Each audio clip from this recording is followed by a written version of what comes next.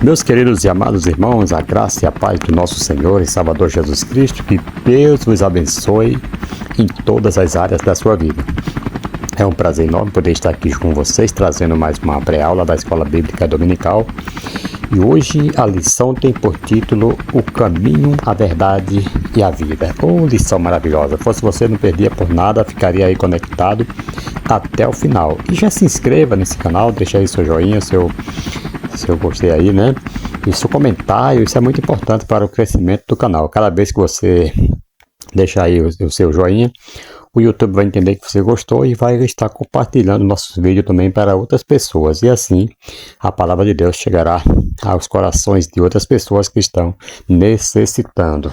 Queridos, nós estamos com este trimestre aqui de 2025, é o segundo trimestre, tá? Que tem por título aqui, é muito bom, o Verbo se fez carne, Jesus sob o olhar do apóstolo do amor. Lição do dia 1º de junho de 2025. Como eu já falei, o título da lição é a lição 9, né? O caminho, a verdade e a vida. E o que é que nós vamos estudar? Nessa lição nós veremos, amados, a expressão eu sou o caminho, a verdade e a vida. Essa foi uma frase querida pronunciada ali por Jesus Cristo, lá em João capítulo 14. Inclusive é o nosso textuário, né? João 14, versículo 6, sintetiza aí a essência da fé cristã e fundamenta a compreensão sobre o relacionamento do homem com Deus. Amados, essa lição, como todas as demais, estão maravilhosas, muito boa. Então, esta é a compreensão sobre o relacionamento do homem com Deus. Nesta lição, exploraremos profundamente o significado espiritual prático dessas palavras, né? Destacando aí como Jesus se apresenta não apenas como uma rota segura até Deus, mas também como a expressão plena da verdade divina e a fonte inesgotável da vida eterna. Você está preparado para essa lição? Vamos juntos então aprender a palavra de Deus. O textuário, como eu já falei, está em João capítulo 14, versículo 6. É Evangelho de João, tá? Não é epístola, não é Evangelho de João. Disse-lhe Jesus, eu sou o caminho, a verdade e a vida. Ninguém vem ao Pai senão por mim. Queridos, D.A. Carson diz que Jesus é o caminho para Deus, precisamente porque ele é a verdade de Deus, como diz capítulo 1, versículo 14, e a vida de Deus também, capítulo 1, versículo 4, capítulo 3, versículo 15, capítulo 11, versículo 25. Jesus é a verdade porque incorpora a suprema revelação de Deus. Ele próprio é a exegese de Deus, né? Capítulo 1, versículo 18. E é corretamente chamado de Deus também, né? No capítulo 1, versículo 1. Né? E o versículo 18 do capítulo 1. Aí vai lá para o capítulo 20, versículo 28. Também Jesus é a vida, né? Capítulo 1, versículo 4. Aquele que tem a vida em si mesmo, que é o próprio Jesus, né? Capítulo 5, versículo 26. Ele também é a ressurreição e a vida, capítulo 11, versículo 25. Foi falado lá para Marta e Maria, né? O verdadeiro Deus e a vida eterna também, primeira epístola de João, capítulo 5, versículo 20. Somente pelo fato de Jesus ser a verdade e a vida, é que ele pode ser caminho para Deus. Por isso, ele é a verdade e a vida. Só ele é o caminho que leva a Deus. Tem pessoas que falam que todos os caminhos levam a Deus. Não é. E Jesus é o único caminho. Pode ver que ele não falou, eu sou um caminho. Se ele tivesse falado, eu sou um dos caminhos ou um caminho, simbolizava que teria mais outros caminhos. Mas não é ele. Eu sou o caminho, singular, não tem outro. Tá? Então é só ele mesmo. Me vai lembrar que Thomas A. Kempis, né? Ele lança luz sobre essa palavra de Jesus quando escreve: sigam-me, eu sou o caminho e a verdade e a vida. Não é possível andar fora do caminho, não é possível conhecer fora da verdade e não é possível viver fora da vida. Quando ele fala, eu sou o caminho pelo qual vocês devem andar, a verdade em que vocês devem crer e a vida na qual vocês devem pôr esperança. Eu sou o caminho inerrante, a verdade infalível, a vida infindável. Olha que Jesus quis dizer só com essas palavras aqui.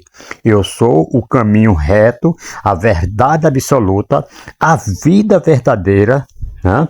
Bendita, não criada. Se vocês permanecerem no meu caminho, conhecerão a verdade e a verdade os libertará e tomarão posse da vida eterna. Amém? Então, quem que não quer andar neste caminho? Vamos para a verdade prática. A imagem de Jesus Cristo como o caminho, a verdade e a vida reforçam a nossa fé e consolidam a nossa comunhão com Deus. Eu gosto muito de trazer aqui uma dinâmica, né? Para você movimentar aí a sua classe. Você pode usar essa dinâmica aqui. Apliquem essa atividade dinâmica denominada caminho, verdade e vida. Qual é o objetivo dessa dinâmica? É aplicar João 14,6 de forma pessoal e prática. O tempo vai levar mais ou menos em 5 minutos para fazer isso aí. Não vai tomar tempo da sua aula, não. Quais materiais que você pode utilizar aí nesta dinâmica? Primeiro, um cartão por aluno, né? Cada aluno um cartão, ou uma folha dividida em 3 partes. Vai dar uma instrução para ele, né? Dividir o cartão em 3 partes e escrever caminho, verdade, vida. Aí peça para os alunos que respondam caminho, né? O que preciso alinhar em minha jornada com Deus? Né? No caminho, nessa aí, ele vai colocar o que eu preciso alinhar a minha vida, a minha jornada com Deus. Aí a palavra verdade, caminho, verdade, a verdade, que engano preciso abandonar para andar nessa verdade, né? E vida, a palavra vida, ele vai escrever, estou de fato vivendo uma nova vida em Cristo?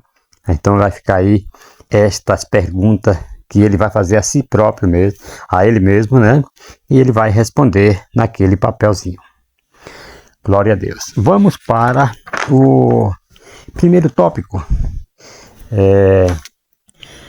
Já vamos aqui. A introdução, vamos deixar a introdução aqui com vocês. Vai dizer assim: a expressão eu sou o caminho, a verdade e a vida tem um significado especial para os cristãos em todo o mundo. Ela descreve a forma abrangente o Senhor Jesus na realização da obra da salvação. Por isso, iremos estudar João 14, onde consideraremos as palavras encorajadoras e as promessas de Jesus contidas neste capítulo, bem como as dúvidas e incertezas que os seus discípulos enfrentaram ao longo da jornada. Além disso, iremos explorar os 3 termos importantes do versículo 6, né? Caminho, verdade e vida. Glória a Deus. Agora sim, vamos aqui para o primeiro tópico. Consolo e promessa do Senhor Jesus. O caminho, a verdade e a vida. O Senhor Jesus, amados, fez um discurso de despedida no capítulo 14, que se inicia em João capítulo 13, versículo 31. Nesse discurso, ele confere consolo aos discípulos ao afirmar que, após a sua morte, não estariam sozinhos. Então, Jesus já estava preparando ali o caminho, preparando os meninos ali, os discípulos, para que eles enfrentassem a vida sozinhos, mas que não estariam sozinhos, né? Jesus estaria com ele, né? Então, assim, sem a presença física de Jesus, eles iriam estar, mas espiritualmente Jesus estaria, porque a Bíblia diz que estarei convosco todos os dias até a consumação do século. Então, ali foi onde ele confere ali consolo aos seus discípulos para que eles já suportassem o que eles iriam passar. Vamos entender aqui a estrutura do texto bíblico, né, que diz a temática do capítulo 13 é de natureza variada. Ao contrário, os capítulos 14, 15, 16 e 17 tem cada um tema central, né? A nota predominante do capítulo 14 é de conforto, que o coração de vocês não fique mais perturbado. A do capítulo 15 é de admoestação. Permaneçam em mim, amem uns aos outros, também testemunhem. E a do capítulo 16, de profecia, eles os expulsarão das sinagogas, enquanto no capítulo 17 contém a oração sacerdotal, né, de Jesus ali, é famosa por sua simplicidade e ternura. Vamos entender aqui um pouco desse texto, né? As palavras do pastor Hernando Dias Lopes, né? Ele resume bem isso aqui. Jesus estava se despedindo dos seus discípulos, aquela que era a quinta-feira do Getsemane, a quinta-feira do suor de sangue, a quinta-feira da traição de Judas, a quinta-feira da negação de Pedro, a quinta-feira da prisão de Jesus. Muita coisa, querido, estava acontecendo ao mesmo tempo, mas Jesus estava lá, dando a palavra final para os seus discípulos, para que eles não se turbassem o seu coração, para que eles permanecessem firmes na fé. Ouça isso no nome de Jesus. Qual é a quinta-feira que está chegando na sua vida? De que maneira que está vindo? Tudo ao mesmo tempo, muitas vezes de sábado, tudo ao mesmo tempo, né? Mas Jesus está aí com você. Louvado seja o nome do Senhor. Segundo subtópico, nos diz assim, vejam só, consolo num cenário de angústia. Irmãos, a história pelo prisma de nosso Salvador. D.A. Carson diz que é Jesus quem está se dirigindo para a agonia da cruz. É Jesus quem está profundamente perturbado no coração, como diz capítulo 12, versículo 27. E no espírito também, capítulo 13, versículo 21. Todavia, nessa noite das noites, essa foi a noite das noites, o momento crucial de todos os tempos que seria apropriado para os seguidores de Jesus. Lhe darem apoio emocional e espiritual. Ele ainda é o único que se doa, que conforta e que instrui. Seria para os discípulos estar dando ali apoio, né?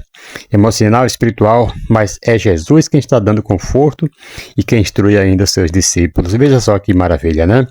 Muitas vezes nós não temos capacidade nenhuma de dar uma palavra de conforto para alguém que está passando por um momento desse. Mas Jesus, passando, sabendo que ia passar, e mesmo assim estava confortando, estava orientando, estava, né, encorajando ali os seus discípulos. A história pelo prisma dos discípulos. Me vai lembrar que William Hendrickson, né? Diz que os discípulos estavam, primeiro, tristes em razão da iminente partida de Cristo e da esmagadora solidão que os atingia. Segundo, envergonhado em razão do egoísmo que haviam evidenciado, perguntando quem era o maior entre eles. Eles estavam preocupados com isso, né? Sabendo depois que o mestre iria partir. E terceiro, perplexo em razão da predição de que Judas trairia Jesus e Pedro o negaria e os demais ficariam dispersos. E quarto, vacilantes na fé também, pensando como o Messias pode ser alguém que será traído. E angustiado diante das aflições, açoites, perseguições, prisões e torturas que enfrentariam pela frente. Mas Jesus conforta seus discípulos, amado. O texto bíblico diz que o coração de vocês não fiquem angustiados. Vocês creem em Deus, creiam também em mim. Como diz lá em João 14, versículo 1. O verbo grego tarassó, traduzido como turbar, significa literalmente agitar. como na movimentação das águas, né, do tanque de Betesda, né, lá no capítulo 5, versículo 7 de João, mas também descreve perturbação emocional intensa, Mateus 2:3 e João 11:33. Jesus sempre conhecia, amados, o coração dos discípulos, sabia sua angústia, confusão e medo. Mesmo enfrentando sua própria agonia, o Salvador compassivo sentiu a dor deles e buscou consolá-los. Né? Como diz Isaías 53, versículo 3 e o 4, e Hebreus 4, versículo 15. A seguir, Jesus acrescenta: credes em Deus, crede também em mim. Essa afirmação aqui, amado, coloca Cristo em igualdade com o Pai como objeto de fé. Ele está chamando os discípulos à confiança contínua. A fé em Cristo, amado, é o remédio para a doença do coração turbado. Agora nós vamos para o terceiro subtópico. Percebendo que estou correndo um pouco aqui para ver se dá tempo de nós concluir esta lição, que é muita informação, muitas coisas maravilhosas aqui para nós estarmos passando. Terceiro subtópico do tópico 1. Uma promessa gloriosa. Glória a Deus. Louvado seja o nome do Senhor e Salvador Jesus Cristo. A Bíblia nos diz assim: na casa do meu pai há muitas moradas. Esse há é que já tem, tá? Já tem muitas moradas. Se não fosse assim, tem pessoas que lê assim: se não fosse assim, eu não vos teria dito, mas não está escrito assim. Está escrito assim, veja só: se não fosse assim, eu já lhes teria dito, pois vou preparar lugar para vocês. Né? João 14:2. Na casa do meu pai há muitos aposentos. Se não fosse assim, eu lhes teria dito, vou preparar lugar. Então já tem. Essa aqui é na tradução NVI. Na tradução NTLH, diz: na casa do meu pai há muitos quartos e eu vou preparar um lugar para vocês. Eu fico mais com as traduções da NVI, que fala que já tem e que ele não foi preparar, mas sim que já tem. E se não tivesse, ele sim teria dito para nós que ia preparar, mas já tem. E também a NAA, né? A tradução NAA. Essa tradução aqui de NTLH já deixa assim um pouco, fala que ele foi preparar. Não, já está preparado, como diz lá em Mateus, né? Vinde, bendito meu pai, possuir por herança, que está preparado desde a fundação dos séculos. Tá? Então, todas as outras traduções falam que já está preparada e que ele não falou que ia preparar, não. Ele falou que na casa do meu pai há muitas moradas, há muitos aposentos. Aí ele fala: se não fosse assim, eu teria dito. Assim como, se não tivesse, eu teria dito para vocês que iria preparar. Mas já está preparados. Vejam só, graças a Deus que está preparado. Então ele só subiu, está lá nos aguardando, ele não foi preparar. A expressão casa de meu pai é uma das formas de se referir ao céu descrito nas escrituras como um país, né, por sua vastidão. Hebreus capítulo 11, versículo 16. Também é comparado aqui a uma cidade por seu grande número de habitantes, Hebreus 12, 22.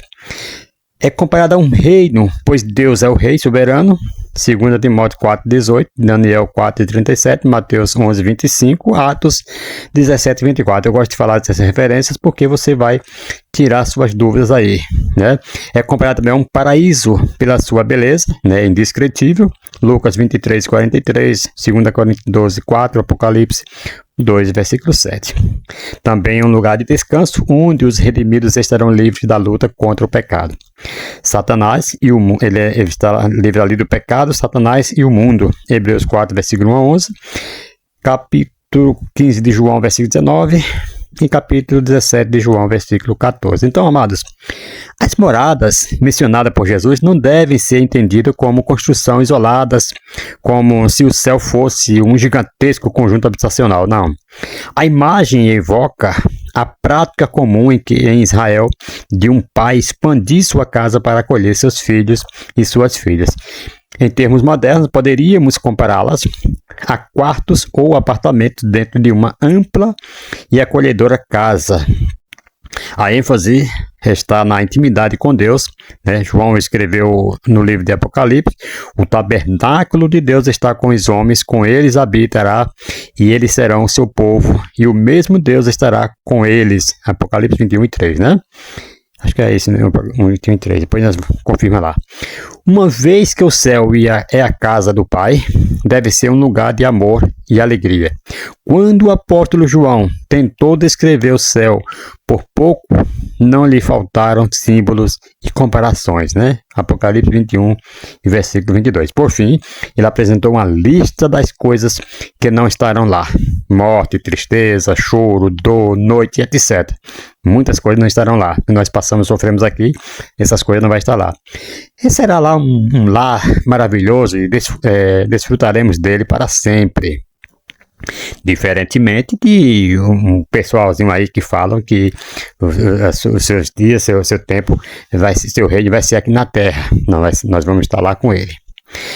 Nós só vamos ver aqui no julgamento, quando ele tentar o seu trono lá em Jerusalém, a igreja vai estar junto com ele, vai descer, vai julgar, mas vai subir depois, tá? A promessa de Jesus, voltarei e vos receberei para mim mesmo, para que onde eu estiver estejais vós também, refere-se ao arrebatamento da igreja, tá? 1 Coríntios 15, 51 a 54, 1 Tessalonicenses 4, 13 ao 18, 13 ao 18, Apocalipse 3 e 10. Então aqui, a ausência de qualquer menção ao juízo final indica que ele está falando aqui da sua segunda vinda em glória para julgar o mundo e estabelecer o reino milenar, certo? Mateus 24 vai falar isso, né? Versículo 29 ao 44, Mateus 25, 31 ao 46 e Apocalipse 19, versículo 11 ao 15. Mas, da ocasião que virá buscar os fiéis para si mesmo. Então, as diferentes entre o arrebatamento e a segunda vinda são significantes. No arrebatamento, Jesus vem pessoalmente buscar os crentes, 14, versículo 3 de João, e na segunda vinda ele envia os anjos para reunir os eleitos. Vejam só, Mateus 24, 30 e 31. No arrebatamento, os crentes sobem para estar com Cristo. Na segunda vinda, eles descem com ele, para o julgamento, como eu falei, Apocalipse 19, versículo 8 e 14. No intervalo entre esses dois eventos, a igreja participará das bodas do Cordeiro, como está escrito em Apocalipse 19, versículos 7 ao 10 por ali, e do tribunal de Cristo, onde cada crente será recompensado. 1 Coríntios 3, versículo 10 ao 15, 1 Coríntios 4, versículo 5 e 2 Coríntios 5, versículo 10. Então, assim, a esperança do céu e da volta de Cristo é um consolo poderoso para todos os que confiam em sua promessa. Cristo não apenas partiu, mas garantiu que voltará para estar eternamente com os que são seus. Amém? Glória a Deus. Vocês estão entendendo a aula? Glória a Jesus. Vamos ao segundo tópico. Segundo tópico, dúvidas, incertezas e engano no caminho com Cristo. A dúvida de Tomé, por exemplo. Vejam só. O texto bíblico nos diz: vocês conhecem o caminho para onde vou. Disse-lhe Tomé: Senhor, não sabemos para onde vais, como então podemos saber o caminho? Vejam só. Está lá em João 14, versículos 4 e 5. Ok. Jesus estava dizendo aos discípulos que eles já conheciam o caminho para chegar ao céu, pois eles o conheciam e ele mesmo é o caminho. Jesus já havia revelado ao longo de seu ministério que ele era o único acesso ao Pai. João 10, 9, João 12, 44 ao 45. Jesus, mesmo assim, sem os discípulos entender tudo, os discípulos já haviam recebido as verdades ensinadas. Eu tenho 2 pontos aqui que merecem bastante destaque. Veja só, mesmo em meio à confusão, podemos ser sinceros com Deus. Tomé não fingiu entender o que não compreendia. Ele falou com honestidade. E essa sinceridade, amado, abriu espaço para uma das declarações mais poderosas de Jesus. Eu sou o caminho, a verdade e a vida. Às vezes, vejam só, Jesus permite algo, que alguém indague ele, faça alguma pergunta, para que Jesus abra aqui o leque, foi o que ele fez aqui, e muitos ali estavam precisando saber que ele é o caminho, a verdade e a vida, e por isso Tomé, veio com essa pergunta: para onde iremos, nós não sabemos o caminho. Aí Jesus responde: eu sou o caminho, a verdade e a vida.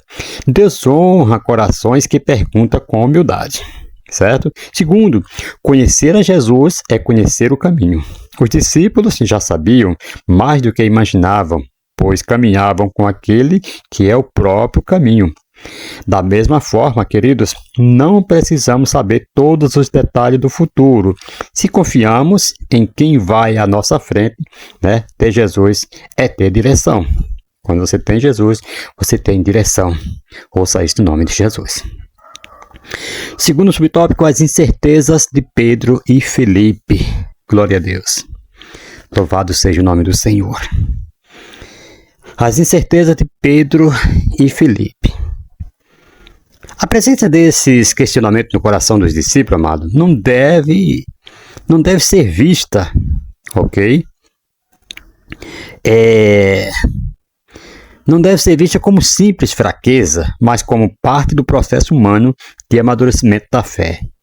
Pedro, Felipe e Tomé, por exemplo, tinham caminhado com Jesus, ouvido seus ensinamentos e presenciado seus milagres. Ainda assim, à medida que se aproximava a hora da cruz, eles se mostravam vulneráveis, confusos e temerosos. Não somos diferentes, não. Não somos diferentes daqueles primeiros discípulos, não. Também enfrentamos noites escuras da alma, períodos de dúvidas, angústias e perguntas sem respostas. Há momentos em que nos identificamos com a ousadia impulsiva de Pedro, com a insegurança de Felipe, ou mesmo com a honestidade perplexa de Tomé. Portanto, o convite de Jesus a seus discípulos continua atualíssimo. Credes em mim. Crê apesar das adversidades, dúvidas e intempéries da vida. Nós temos que continuar crendo no Senhor. Glória a Deus. Terceiro subtópico, o engano de Judas Iscariotes. Glória a Jesus. O texto de João, capítulo 13, versículo 25 a 27, ele descreve o momento em que Satanás entra em Judas. Essa expressão aqui é o ponto culminante de um processo de decadência espiritual.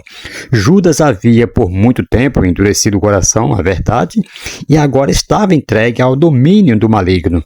Seu erro fatal, amado, foi tratar Jesus como útil e não como Senhor. Vejam só. Judas enxergava no mestre ali, uma oportunidade talvez de poder, status ou lucro, mas não o reconhecia como Cordeiro de Deus. Outro ponto, proximidade física não garante intimidade espiritual. Não, fosse assim, o Judas estava imune disso aí porque ele tinha proximidade física com Jesus. Então veja só que proximidade física não garante intimidade espiritual. Estar entre os discípulos, participar da igreja e conhecer a doutrina não é o mesmo que amar a Cristo. Tem muitos que estão na igreja, amam o pastor, mas não conhece a doutrina, né? E nem ama a Cristo. Judas aqui nos ensina que é possível fazer parte da estrutura, né, a estrutura externa da fé, sem ter uma fé verdadeira.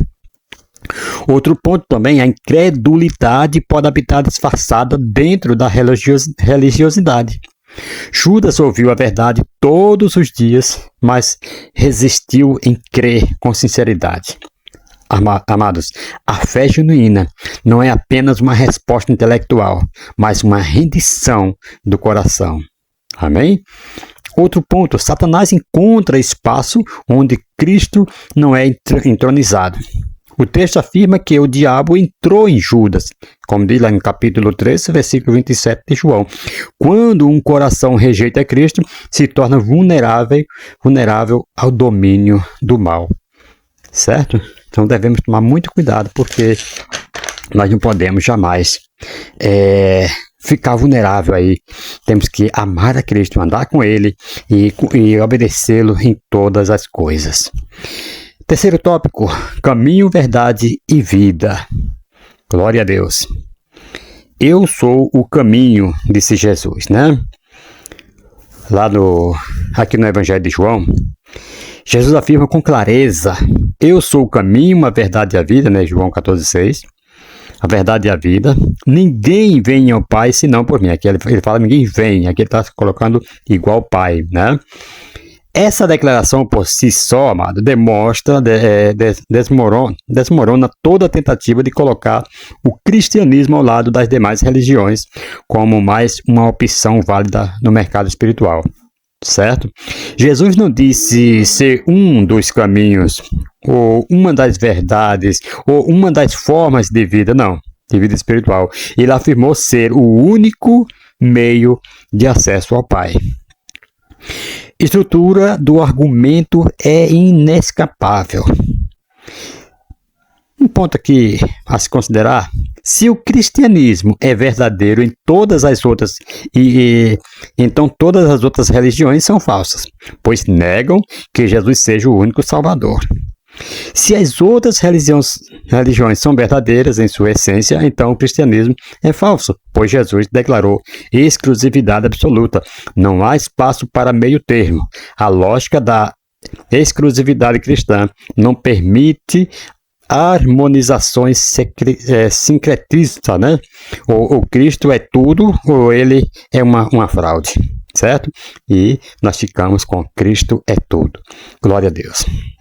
Segundo subtópico, eu sou a verdade, falado ali por Jesus, né? Glória a Deus. Vejam só, tem alguns pontos aqui a considerar nessa fala aqui de Jesus, eu sou a verdade. A verdade é uma pessoa, certo? Não uma opinião. A sociedade diz, você tem sua verdade e eu tenho a minha. Mas Jesus não é uma opinião, ele é a realidade última, o padrão eterno de tudo o que é certo. A verdade liberta, mas também confronta. Jesus disse, conhecereis a verdade e a verdade vos libertará. João 8,32. Mas antes, inclusive o nome desse canal, né, conhecereis a verdade vos libertará. Né? Mas antes de libertar a verdade, revela o erro. Certo? Antes de libertar, ela revela o erro, para você estar consciente de que você está sendo liberto. Expõe o pecado e derruba os ídolos. Por isso, é rejeitada por quem prefere a ilusão da autonomia espiritual. Outro ponto a se considerar, a verdade não muda, querido. Ideologias passam, culturas mudam, tendências religiosas se reinventam, mas Jesus, a verdade encarnada, permanece o mesmo, como diz Hebreus 13, versículo 8. Nossa fé está firmada numa verdade que não se adapta, mas transforma o homem e a cultura, certo?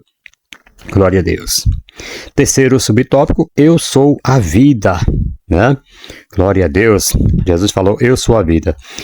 Diferentemente de filósofos, né, moralistas ou fundadores de religiões, Jesus não veio simplesmente ensinar como viver melhor, não.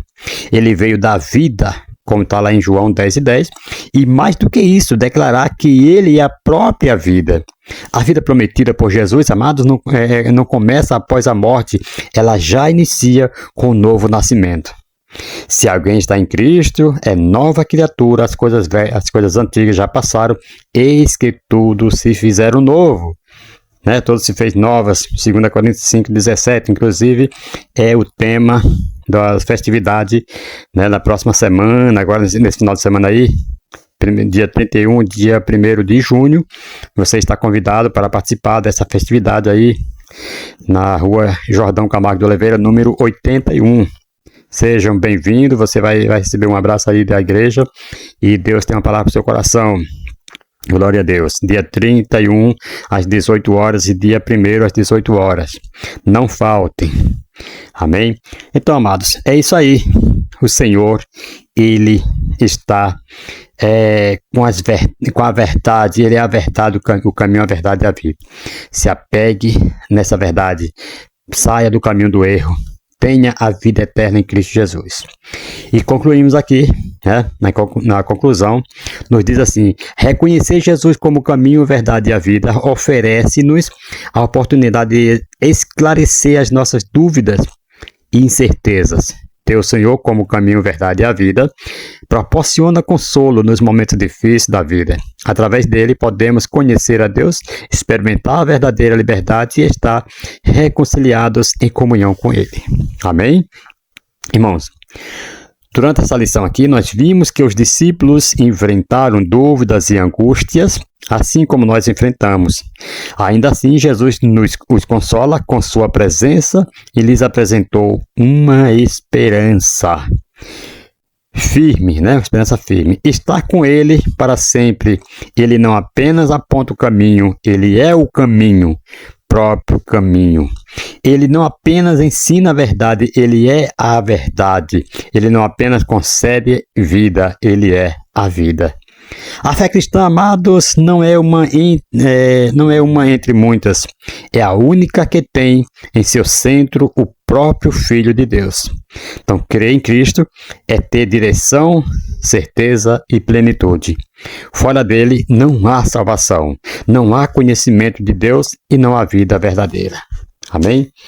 Leia a Bíblia, busque conhecer as verdades da palavra de Deus. A Bíblia é o único livro que você lê na presença do autor, que é Deus. Amém?